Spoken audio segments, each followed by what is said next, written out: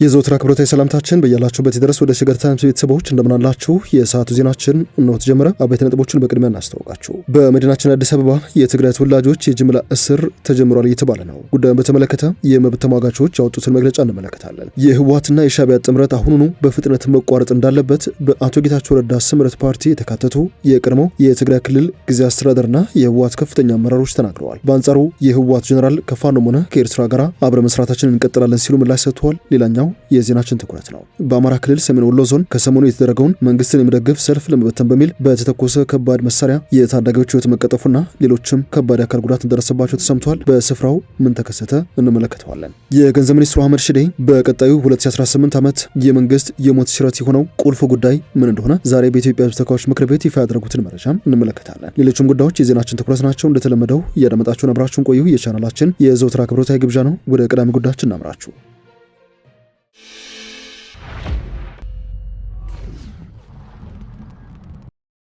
በአማራ ክልል ሰሜን ወሎ ዞን ባሳለፍነው እሁድ በተፈጸመ ተደጋጋሚ ሞርታር ጥቃት ታዳጊዎችን ጨምሮ 4 ሰዎች ሲገደሉ 7 ሰዎች ደግሞ ቆስለዋል ተብሏል። የዓይን እማኞችና አካባቢው አስተዳደር እንደተናገሩት ከሆነ በዞኑ ግዳን ወረዳ ውጃ ከተማ ከጠዋቱ 2 ሰዓት ከ40 አካባቢ የአካባቢው አስተዳደር የፋኖ ኃይሎች ሲሉ የጠቀሷቸው የታጠቁ ኃይሎች በፈጸሙት ጥቃት ይህ ጉዳት እንዲከተል ምክንያት ሆኗል ብለዋል። ጥቃቱ በመንግስት የተጠራ ህዝባዊ ሰልፍ መዳረሻ እንደሆነ የታመነበት ኳስ ሜዳና በዙሪያው አካባቢ መድረሱን ነው ነዋሪዎች እንደዚሁም የአካባቢው ባለስልጣናት የተናገሩት። እንደ ቢቢሲ ዘገባ የአካባቢው አስተዳደር 5 የሞርታር ጥይት መወርወሩን ገልጸው ጥቃቱ ሰልፉን ለማስተጓጎል ኢላማ ያደረገ ነው ብለዋል። ጥቃቱ ሲፈጸም ከከተማው ጫፍ ሰልፉ ወደሚጠናቀቅበት ኳስ ሜዳ እያመራ እንደነበር የተናገሩ አንድ ነዋሪ ይህንን ተከትሎ ሰልፉ ባለበት እንዲቆምና እንዲጠናቀቅ መደረጉን ተናግረዋል። ሁለቱ የሞርታር ቅንቡላዎች የግለሰብ ቤቶች፣ ሁለቱ ሰልፉ ይካሄድበታል ተብሎ በታመኑና ህዝባዊ ኩነቶች በሚካሄዱባቸው ስፍራዎች እንደዚሁም አንዱ ከከተማው ወጣ ባለ ገጠራማ ስፍራ ማረፋቸውን የወረዳው አስተዳዳሪ ገልጸዋል። ይህ ጥቃት ሲፈጸም ኳስ ሜዳው አካባቢ ፀሐይ የሞቁ እንደነበር የተናገሩ የዓይን እማኝ ሁለተኛው ቅንቡላ የከባድ መሳሪያ ጥይት ኳስ ሜዳው ውስጥ ማረፉና ከባድ ፍንዳታ መከሰቱን ገልጸዋል።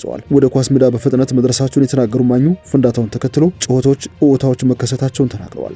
ሰልፍ ወጥተው እንደነበርና የፍንዳታ ድምጽ ሰምተው ወደ ኳስ ሜዳ እንዳቀኑ የተናገሩ ሌላ ዓይን እማኝ ጉዳቱን አስከፊ ሲሉ ገልጸውታል። የወረዳው አስተዳደር ጥቃቱ ሰልፈኞቹ ሰልፉ ወደሚጠናቀቅበት ኳስ ሜዳ እየተጓዙ በነበረበት መሃል ከተማ ላይ እንደደረሰ መፈጸሙን ገልጸው ህዝቡ ትንሽ ተደናገጠ፣ አረጋግተን ሌላ ቦታ ላይ እንዲጠናቀቅ አድርገናል ብለዋል። አብዛኞቹ የጥቃቱ ሰለባዎች ኳስ ሲጫወቱ የነበሩ ታዳጊዎች መሆናቸውን የተናገሩ ማኞቹ ኳስ ሲጫወቱ የነበሩ 2 ታዳጊዎች ሆዳቸውና እግራቸው ተመትተው ህይወታቸው እንዳለፈም ይፋ አድርገዋል። ከከተማ ወጣ ባለ ስፍራ ደግሞ ወንድምና እህት ናቸው የተባሉ 2 አንድ የቤተሰብ አባላት በጥቃቱ ህይወታቸው ሲያልፍ የሟቾች አባት ደግሞ መቁሰላቸውን ነዋሪዎችና የወረዳው አስተዳዳሪ ገልጸዋል። በእነዚህ ጥቃቶች 7 የሚሆኑ ሰዎች ቆስለው ለሕክምና ወደ ከተማው ጤና ጣቢያ እንደተወሰዱ ነው የተሰማው። የወረዳው አስተዳደር ጥቃቱን የፈጸሙት የፋኖ ኃይሎች እንደሆነ የተናገሩ ሲሆን ከዚህ ቀደምም ተመሳሳይ ጥቃት እንደፈጸሙ አመላክተዋል። ነዋሪዎችም ወደዚህ ሊተኩስ የሚችል ሌላ የታጠቀ የለም፣ በዙሪያ ያሉት እነርሱ ናቸው፣ እንደዚህ አይነት መሳሪያ ከዚህ በፊትም እንደተኮሱ እናውቃለን ብለዋል። እስከ ዛሬዋ ቀን ድረስ ከተማው ላይ መረጋጋት አይታይም፣ በጣም ከፍተኛ ስጋት አለ፣ እዚህ አካባቢ ማለትም ጥቃት የተፈጸመበት ኳስ ሜዳ አካባቢ ዝር የሚል ወጣት አይገኝም ሲሉ ነዋሪዎቹ ስጋቱን ገልጸውታል። የፋኖ ኃይሎች በጉዳዩ ዙሪያ አስተያየት እንዲሰጡ የተደረገው ጥረት አልተሳካም ሲል ቢቢሲ ዘግቧል። በዶክተር ደብረጽዮን ገብረ ሚካኤል የሚመራው ህወሓት ከሻዕቢያ ጋር የጀመረው ጥምረት አሁኑንም መቋረጥ አለበት ሲሉ የቀድሞው የህወሓትና የትግራይ ክልል ጊዜያዊ አስተዳደር ከፍተኛ አመራሮች ሞግተዋል። የህወሓት ጀነራል ደግሞ ከፋኖም ሆነ ከኤርትራ ጋር አብረን እንሰራለን ሲሉ ምላሽ ሰጥተዋል። በቅርቡ ህወሓትና ሻዕቢያ ጥምረት መፍጠራቸው የተገለጸ ሲሆን ይህ የሁለቱ አካላት ጥምረት በመንግስት ጣልቃ ገብነት ሊቋረጥ ይገባል ባናቸው የፓርቲው ከፍተኛ የቀድሞ አመራሮች የቀድሞው የህወሓት ማዕከላዊ ኮሚቴ አባል ወይዘሮ ኪሪያ ኢብራሂም ይህንን ለጦርነት የተደረገ ጥምረት መንግስት ሊያቋርጡ ይገባል ሲሉ ሞግተዋል። ሌላ የቀድሞ ድርጅቱ አባልና ከፍተኛ አመራር እንደዚሁም የዲሞክራሲ ስምረት ትግራይ ፓርቲ መስራች ውስጥ አንዱ የሆኑት ፕሮፌሰር ክንድያ ገብረ ሕይወት የሁለቱ አካላት ጥምረት ዓላማ ግልጽ አይደለም ሲሉ ተናግረዋል። በምርጫ ቦርድ የተሰረዘው ህወሓትና የኤርትራ መንግስት ጥምረት መፍጠርን ለጦርነት ዓላማ እየተደረገ ስለመሆኑ እየገለጸ ይገኛል። በተጨማሪም በትግርኛ ጸመዶ ወይንም ጥምረት ለሐቀኛ ሰላም ለትግራይና ኤርትራ በሚል የህዝብ ለህዝብ ግንኙነት እየተደረገ ስለመሆኑ መመልከት ተችሏል። ይህንን ጥምረት በሚመለከት ሀሳባቸውን የሰጡት ወይዘሮ ኪሪያ በግልጽ ለጦርነት እየተደረገ ጥምረት ነው ሲሉ ፈርጀውታል። ህዝብን ከተደቀነበት ጦርነት ማዳን ላይ መስራት አለብን ያሉት ኪሪያ ጦርነት የማይቀር እንኳን ቢሆን ዱላው ህዝብ ላይ እንዳርፍ መስራት አለብን ባይ ናቸው። በዚህ ሰዓት በግልጽ የሚሆን በድብቅ ጥምረቱ ይታያል ያሉት ወይዘሮ ኪሪያ ይህን ማስቆምና መቆረጥ ያለበት የትግራይ ሊቃንና የፌዴራል መንግስት ነው በማለትም ሞግተዋል። የቀድሞው የመቀሌ ዩኒቨርሲቲ ፕሬዝዳንትና የህወሓት ከፍተኛ አመራር ፕሮፌሰር ክንድያ ገብረ ሕይወት በአንድ ሉዓላዊት ሀገር ውስጥ ማን ከማን ጋር ግንኙነት መፍጠር እንዳለበት ይታወቃል በማለት ህገወጥ ግንኙነት ሲኖር ደግሞ ማስቆም ያለበት ማን እንደሆነ ግልጽ ነው ባይ ናቸው። ይሁን እንጂ ከኤርትራ ጋር ያለ ግንኙነት ያልጠራ ነው፣ ነገር ግን ግንኙነቱ በመር ላይ ካልተመሰረተ ትክክል አይደለም ሲሉ ይፋ አድርገዋል። በዚህ ጥምረት ዙሪያ የፌዴራል መንግስት በግልጽ ያስታወቀ የታወቁ ነገር ባይኖሩም ባለፈው ሳምንት አርብ በትግራይ ሰላም ልማትና ዲሞክራሲ የሚጠይቁ ይተካሄዱ ነበር። የፌዴራል መንግስት የዲሞክራሲ ስርዓት ግንባታ ማስተባበሪያ ማዕከልን በመወከል የተገኙት አቶ መለስ አለሙ የፌዴራል መንግስት ኃላፊነት እንዳለ ሆኖ የትግራይ ፖለቲከኞችም ለሰላም ሚናቸውን ሊወጡ ይገባል ሲሉ ተደምጠዋል። የድንበር ጉዳይን በተመለከተ መንግስት ሉዓላዊነቱን በፍጹም አሳልፎ አይሰጥም ያሉ ሲሆን የውስጥ ችግሮች ከተፈቱ ሌላውን ማስተካከል እንደሚቻል ነው የጠቆሙት። ከዚህ በተቃራኒው እኛ ከኤርትራና ከፋኖ ኃይሎች ጋር እንድንዋጋ ከፍተኛ ሴራ ይሰራ ነበረ፣ ነገር ግን እኛ ከሁለቱም ወገኖች ጋር መተባበርን እናስቀድማለን ሲሉ የህወሓቱ ጀነራል ተናግረዋል። በዚህ ሰዓት የህወሓትን ጦር እንደሚመሩ የሚነገርላቸው ብርጋዴር ጀነራል ዮሐንስ መዲድ የፌዴራል መንግስት ከፋኖ ኃይሎች ጋር እንድንዋጋ በተደጋጋሚ ሞክሮ ነበር ሲሉ መቀለ ውስጥ በሰጡት ቃለ ምልልስ ተናግረዋል። ያም ሆኖ ግን እኛ ከአማራም ሆነ ከኤርትራ ኃይሎች ጋር እንታኮስም ያሉ ሲሆን ኤርትራም ጋር ቢሆን የፌዴራል መንግስት ድንበሩን ለቆ በመውጣት ከሻዕቢያ ጋር እንድንፋጠጥ አጋፍጦ ነበር ባይ ናቸው። አሁን ከጎረቤቶቻችን ጋር ወደ ጦርነት አንገባም ሲሉ የተደመጡት ዮሐንስ ከኤርትራም ጋር ቢሆን ችግሮችን ተነጋግረን የመፍታት እቅድ ነው ያለን ባይ ናቸው።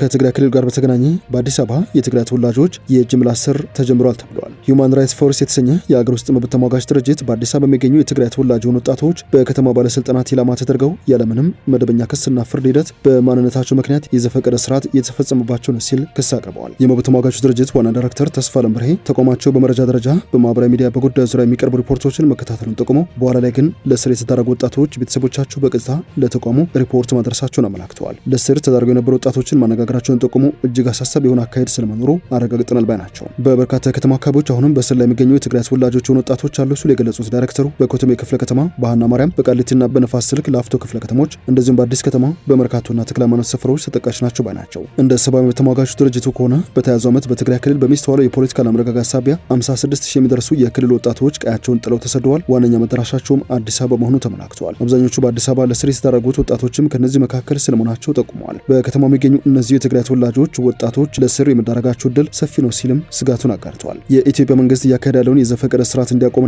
የትግራይ ተወላጆችን በመለየት ጥቃት ማድረስ እንዲቆም ሲልም አሳስበዋል። በትግራይ ክልል የሚንቀሳቀሰው ሳልሳይ ወያኔ ትግራይ ሳውት በትናንትናው ዕለት ባወጣው መግለጫ ነዋሪነታቸው አዲስ አበባ የሆኑ የትግራይ ተወላጆች በጸጥታ ኃይሎች በዘፈቀደ እየታፈሱና በህገወጥ መንገድ እየታሰሩ እንደሚገኙ ሪፖርት ደርሶኛል ብለዋል። ማንነትን መሰረት ያደረገ አድሏዊ ተግባር በምን መልኩ ተቀባይነት የለውም፣ ከሀገራዊና ዓለም አቀፋዊ የሰብአዊ መብት ህግጋት ጋር በቀጥታ የሚጣረስና ዘላቂ ሰላም ለማምጣት የሚደረገውን ጥረት የሚጎዳ ነው ሲልም ገልጸውታል። መንግስት በንጹሃን የትግራይ ተወላጆች ላይ እየፈጸመ ያለው አድሏዊ ተግባር በአፋጣኝ መቆም አለበትም ብለዋል። የገንዘብ ሚኒስትሩ አህመድ ሽዴ የፌዴራል መንግስት የሚሰበስበውን ገቢ በሚቀጥለው ዓመት በከፍተኛ ደረጃ ለማሳደግ ማቀዱ የሞት ሽረት ጉዳይ ነው ሲሉ ተናግረዋል። በኢትዮጵያ ያለውን የልማት ፍላጎት ካሁን በኋላ ማሳካት የሚቻለው ገቢን በከፍተኛ ደረጃ በማሳደግ እንደሆነ የገለጹት ሚኒስትሩ አዲስ የልማት ጥያቄ ለመፍታት ብለን ከብሔራዊ ባንክ የምንበደርበት ሁኔታ አብቅቶለታል ባይ ናቸው። የገንዘብ ሚኒስትሩ ያሉት ዛሬ በተካሄደው የህዝብ ተወካዮች ምክር ቤት መደበኛ ስብሰባ ላይ ነው። የ2018 በጀት ዓመትን አስመልክተው በዛሬ ፓርላማ ውይይት ላይ ማብራሪያ ያቀረቡት የገንዘብ ሚኒስትሩ አህመድ ሽዴ የፌዴራል መንግስት የሀገር ውስጥ ገቢን በከፍተኛ ደረጃ የማሳደግ ዓላማ እንዳለው ገልጸዋል። መንግስት በአገልግሎት ታሪፍ ማሻሻያ የሚያገኘውን የገቢ መጠን በተመሳሳይ ሁኔታ ከፍ ማድረግ እቅድም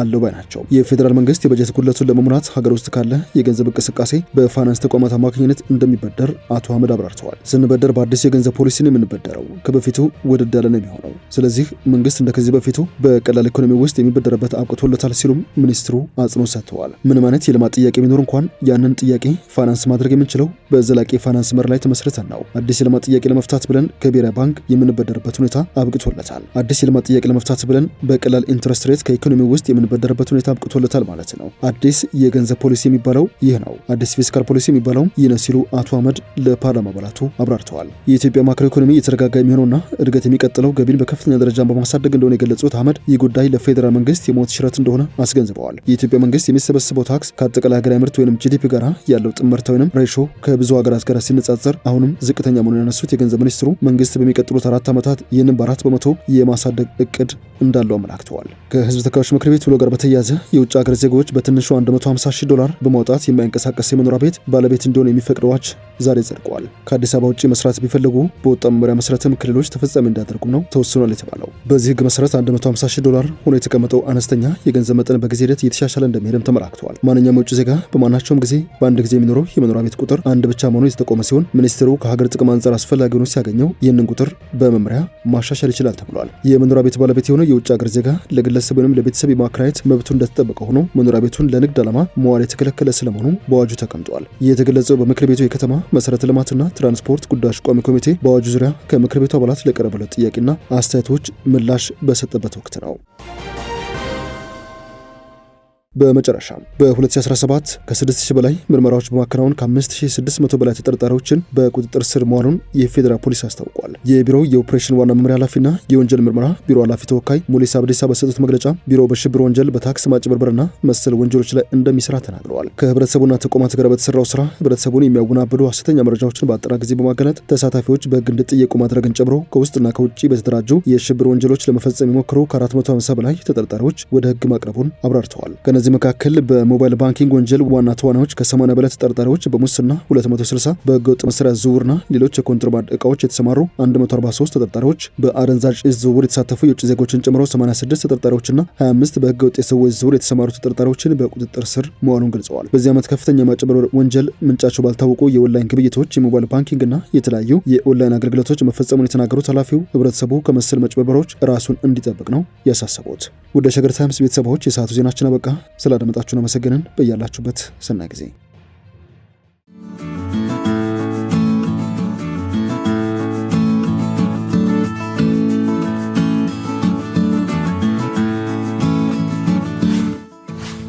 ሸገር ታይምስ ሚዲያን ሰብስክራይብ በማድረግና ደወሉን በመጫን ይከተሉን።